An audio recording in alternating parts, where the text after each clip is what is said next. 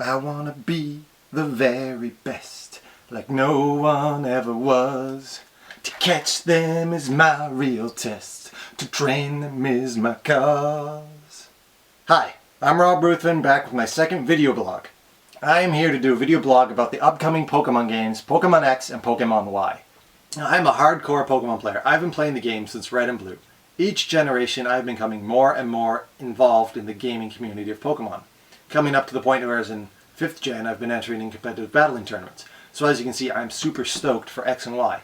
New Pokemon, new battle types. Oh, I'm excited. In late December, Nintendo announced that on January 8th, they would be releasing some information that would revolutionize the Pokemon gaming world. Now, a lot of fans speculated what that could possibly mean. And maybe it's some time for a new generation of Pokemon. After all, it is that time.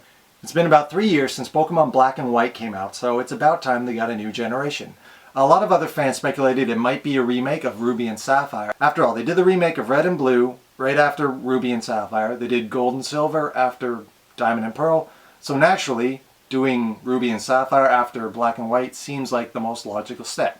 So January 8th rolls around, and the news that they reveal is the 6th generation of Pokemon, Pokemon X and Pokemon Y. For the first time ever, Pokemon is going to be in 3D, and for once they're not going to be using the sprites that they've been using for the Pokemon since Red and Blue, or Red and Green, actually, in Japan. So this is a new take, and the Pokemon look like the official artwork, too.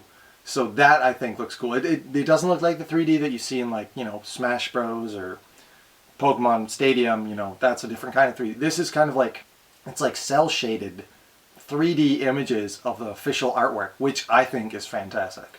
They also revealed that for the very first time, the Pokemon games will be released worldwide at the same time. Usually it gets released in Japan first, and then about 6 months or so later it gets released to the rest of the world. This time, everywhere in the world is getting the game at the exact same time. Along with this information, they revealed 5 new Pokemon, as well as a lot of video footage of some gameplay of the upcoming games. They revealed who the 3 starter Pokemon would be: Chespin, the grass type; Fennekin, the fire type; Froakie, the water type. They also revealed the 2 version mascots, Xerneas and Yveltal. The video footage didn't show a lot of new information, but we did get to see a few things of interest. One thing that a lot of people noticed was that the main character was going around the city on rollerblades. A lot of people were wondering, is this the replacement for the bicycle? Or maybe it's just something specific for the city. We got to see a few new locations, which made people theorize that the new generation will be set somewhere in Europe, most particularly France, because there was a tower that looked a lot like the Eiffel Tower. So after that big reveal, not a lot of information was revealed for a while. It wasn't until Valentine's Day, February 14th, that they revealed another new Pokemon, Sylveon, a new evolved form of Eevee. But they didn't reveal what type it would be, so naturally, fans started to speculate. Bug type was a popular idea. Based on the Sylveon's eyes, the bows kind of look like butterflies, I guess. Another one was flying because of its streamery things were like, you know, help fly, wings. I don't know. Another type that was popular was normal type, simply because there wasn't a lot of features that made it look like another type. However, most of the fan speculation was leaning towards a new type. Popular ones were Fairy and Light, and I even read one somewhere Love because it was released on Valentine's Day, or something stupid. Love isn't a type. Love's an emotion.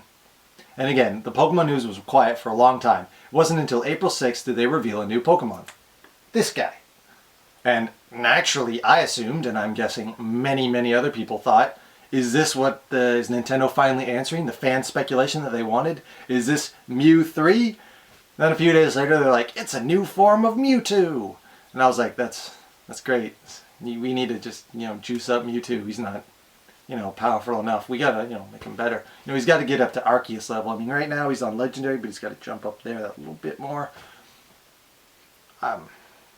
Yeah. So still, not a lot of news about X and Y. I mean, we've got a bit of video footage, a few new Pokemon, a new form of Mewtwo. We really don't know what it's going to be about yet. So May 14th rolls around, and Nintendo finally releases a lot of information for X and Y. They showed us 4 new Pokemon: Pancham, Fletchling, Gogoat, and Helioptile? I don't know how to pronounce that. They also revealed a lot of information about gameplay. We see one shot of the trainer riding around a Gogoat in the city, which is new. You've never been able to ride Pokemon before. They also revealed what the region would be, the Kalos region, which is based on France. And the capital city, the main city?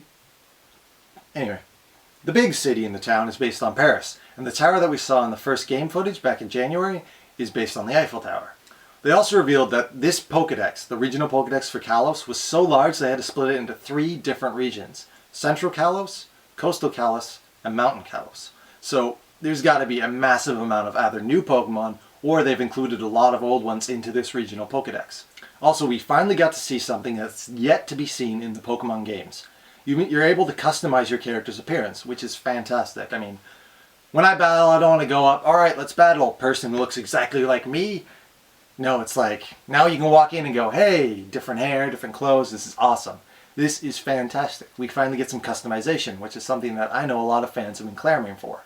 Which is why Pokemon Battle Revolution, that was one of the big selling points. You could customize kind of what your character looked like. So other than that, not a lot of information, but still enough to make us excited. So we've got 10 new Pokemon plus a new form of Mewtwo. A lot of new game footage, a lot of new concepts have been revealed. This is great. E3. June 11th to June, I don't know, last week. However long E3 was. Pokemon panel, they released a ton of new Pokemon information about X and Y. First off, they revealed 5 new Pokemon: Talonflame, Vivillon, Noivern, Skrelp, and Clauncher. So far, I'm liking the looks of all these new Pokemon a lot better than Gen 5, the Unova Dex had. There weren't a lot of cool Pokemon there, appearance-wise anyway. There were a few, I will give them that, but so far a lot of the new ones have been looking great. They also revealed a lot of new concepts for the game. One concept is Sky Battles. Sometimes trainers will challenge you to a Sky Battle, where flying Pokemon or Pokemon with the ability to levitate can participate in battle. Another new concept is Horde Battles, where 5 wild Pokemon will attack you. I think this is great. You have to come up with new strategies for battle. It makes it a bit more difficult. I'm wondering how it works with catching Pokemon though. Because in the older games, whenever you ran into 2 wild Pokemon at once, you had to make one of them faint if you wanted to catch the other. So with 5 Pokemon, I'm wondering, can you catch them? Do you have to make 4 of them faint before you catch? Like, I am interested to see how this is going to work out.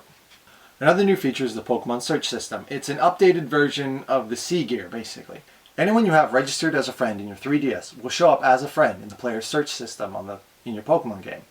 However, if they're not registered, whenever you walk by them, they'll show up as a random player. The more you street pass with them, the higher up they'll become. They go to acquaintance, then to friend.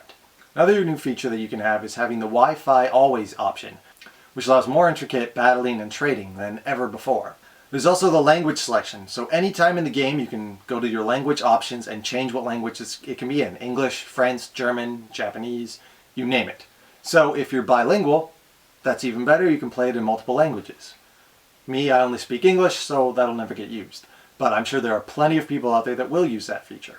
Another new thing they revealed about X and Y is pokemon-amie. Pokemon-amie is a new concept. They haven't revealed a lot of information about its uses, but it's a way to make Pokemon grow friendlier towards you.